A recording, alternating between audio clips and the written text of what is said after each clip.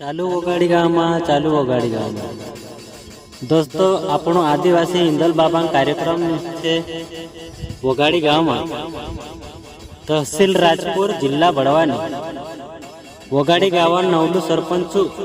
ઢુલન ઇલામ મેકરી जो कि 50,500 रुपया इलाम में करी। दोस्तों ऐसा नहीं है कि देर ढोल वारू वाजू इना कादे पहला कादे इलाम जोड़ से 50,500 रुपया ऐसा नहीं है। वगाड़ी गावन नवला सरपंच कहना पड़तो कि 50,500 रुपया में दोतरा ढूले आवशे तीनों कादे वाटी यानी कि 50 ढूले आवशे 1,000 रुपया वाटे आवशे कहना पड़तो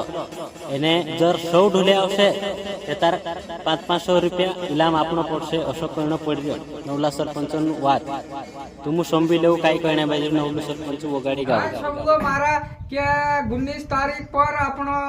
इंदल बाबू कर रियो मैं 50,500 रुपया इलाम कर रियो पूरा भारत में आवजो मारा भाष्य इंदल आपनो डाल उखड़ी देसो जोतरा भी ढोले है से 50,500 हमारा गावलिया से ये जोतरा भी आई रे मैं सरपंच से नवलू सरपंच से वगाड़ी गांव से जूना पटेलपुरा से